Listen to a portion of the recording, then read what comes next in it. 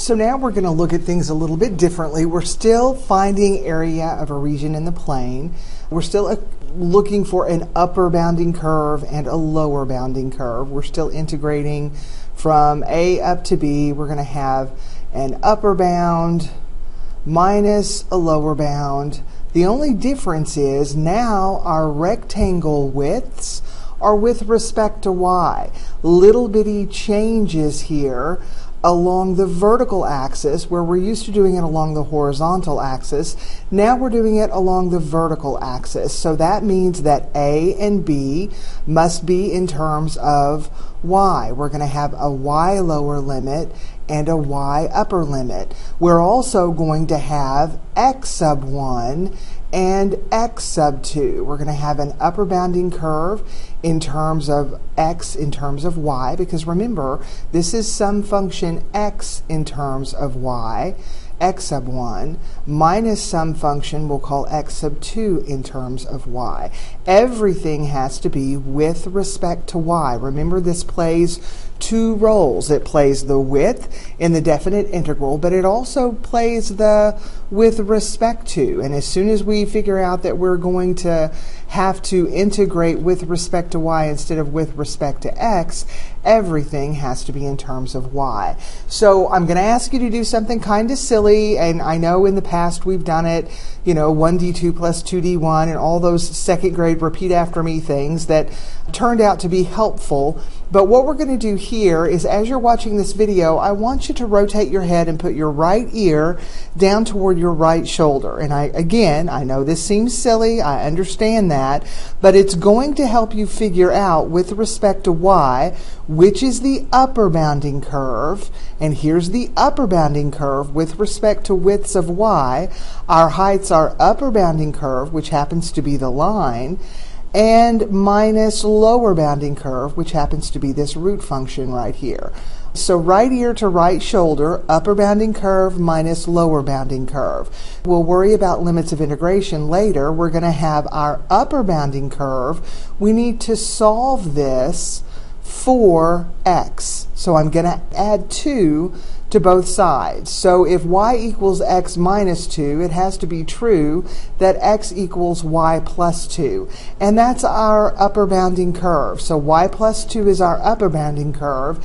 And now we have to do the same thing. We're going to solve this for x. So we're going to square both sides. If y is the square root of x, algebraically it has to be true that x is y squared. So there's our lower bounding curve. So that part of it is not too terribly difficult. Our widths, because here's our heights, upper bound minus lower bound. Our widths are with respect to y, tiny changes vertically as we are adding area of infinitely many rectangles. We start here at A, we stop here at B. So now we have to determine what is A and what is B with respect to y. We are integrating with respect to y. Well, we can clearly see here, right ear on right shoulder, that we're starting at the lower limit of y equals 0. So our lower limit with respect to y, or in terms of y, is 0. Our upper limit is this intersection point between these two functions. So just as I did on the last example, we're going to have to set those two functions equal to each other and find the y values where that's true. So algebraically, we're going to solve this for y and find the values where that's true. So this is y times y minus 2 plus 1. So we have y equals 2 or y equals negative 1. Well, according to where we are in the plane, we're clearly on the positive end of the y-axis, so b has to be a value of 2. If we're looking at this, according to y, this is a parabola with a vertex at the origin, and it would continue on in this direction, right ear on right shoulder. You can recognize that as a parabola that opens up. All right, so here are our limits of integration. Now we have our integral completely in terms of y, and we just, again, we're going to find the antiderivative function just as we had before. We're going to do fundamental theorem. We're going to have, sorry, I dropped my squared there. I've got to be careful. We're going to plug in the upper limit, the y value, plus, I dropped that y as well. Too much of a hurry, I guess. All right, but this one is right. All right, so minus 1/3 upper limit cubed, and then all of that is minus the same antiderivative function with the lower limit plugged in. Turns out that all that's going to be 0 because everything has a y in it, and we're done. We don't have to simplify, we don't have to clean up. So there's the region in the plane, and we've done it all with respect to y. So that is something, again, the more you do that, the more comfortable you're going to get with it. But the same kind of idea with respect to x, we said that from a up to b, we have some function in x. We'll call it f sub 1 of x, upper bound, minus f sub 2 of x, lower bound, right, with respect to x. Equivalently, we're going to do the exact same thing with respect to y, but now a and b are y values, and we have an upper value, some function, and it's in terms of y, and a lower bounding curve, some function, again in terms of y, and the widths of our infinitely many rectangles are going to be in terms of y. So here is a general strategy for finding the area between two curves in the plane, or the area of a plane region. The very first thing that you should always do, if possible, and most of the time you can, actually what we're going to see on free response questions lots of times, this is done for you. They'll actually show you the region in the plane where they want you to find the area. So that's pretty helpful on free response questions. But if it's not given to you, take just a few seconds and sketch the curves and get an idea of what that region in the plane looks like. It's going to help you determine upper bound and lower bound a lot easier.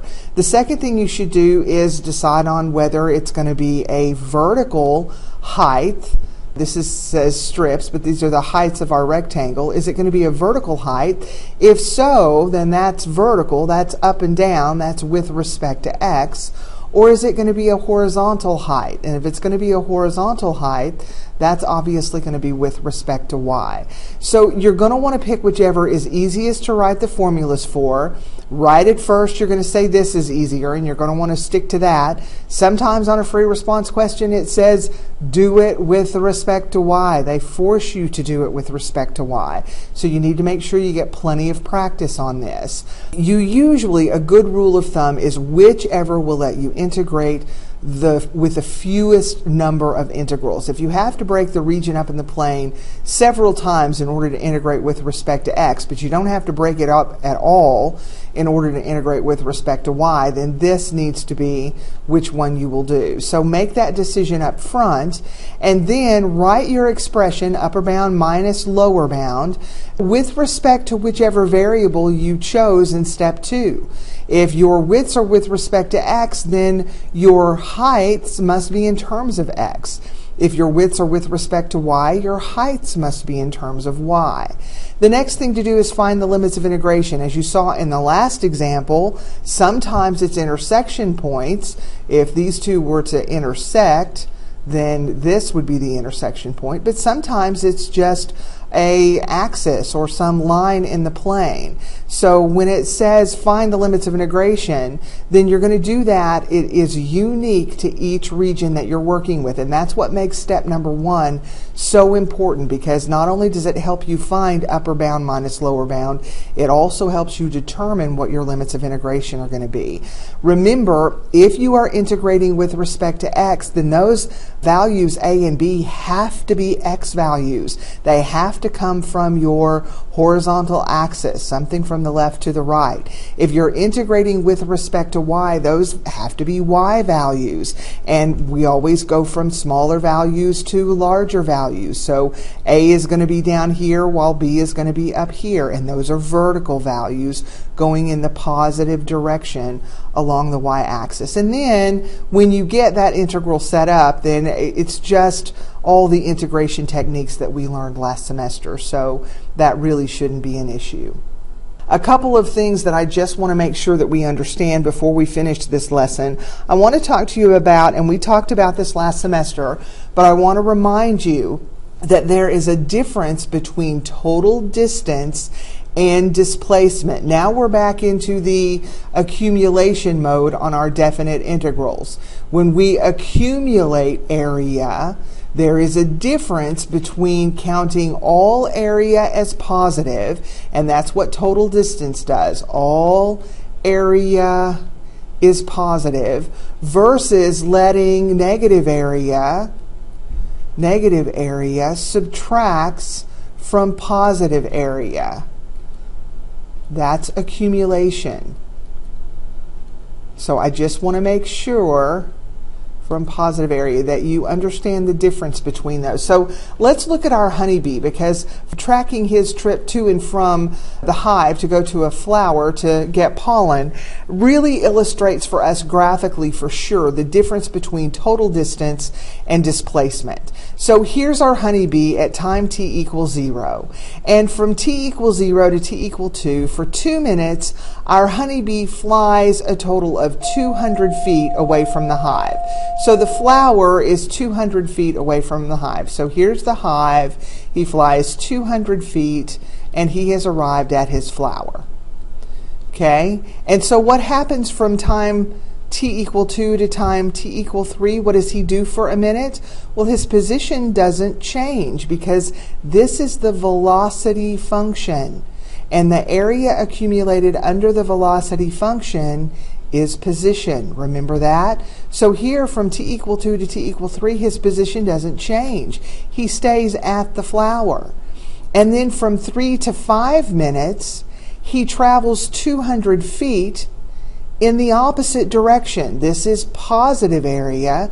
This is negative area. So at t equal 5, he's arrived back at the hive. He flew away from the hive 200 feet, stayed at the flower for a minute, flew back toward the hive, and at t equal 5, he's arrived back at the hive. Now he stays at the hive for a minute, his position doesn't change, and then he flies another 200 feet away. Maybe not in the same direction, but it is away from the hive. It could be another flower that's 200 feet away again. So now he's at either this same flower or another flower, and he stays there for a minute. His position doesn't change. And then for the next minute, he flies back toward the hive 100 foot, but he doesn't make it all the way back to the hive. He's halfway back to his hive, right? Because he's traveling in the opposite direction here. That's negative area. Well, let's talk about his total distance traveled. His total distance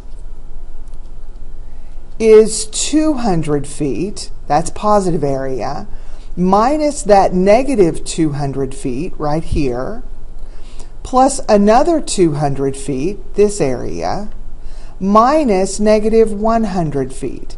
This is what it looks like to count all area as positive. So 2, 4, 6, 700 feet is the total distance that he traveled.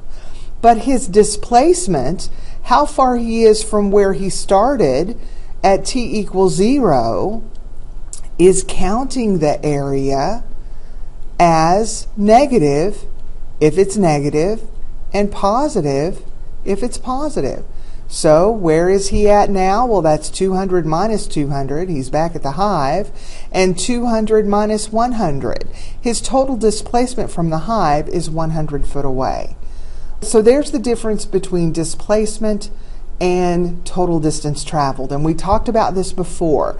Total distance is the absolute value, accumulating the area of the absolute value of the velocity function, counting everything as positive. But displacement is just straightforward accumulation. Displacement here would be 1.5 minus 2.5. But total distance traveled is 1.5 plus 2.5. So that's where we are. That's the end of this lesson, just 2 videos. We'll finish up, so come to class next time ready to do some homework.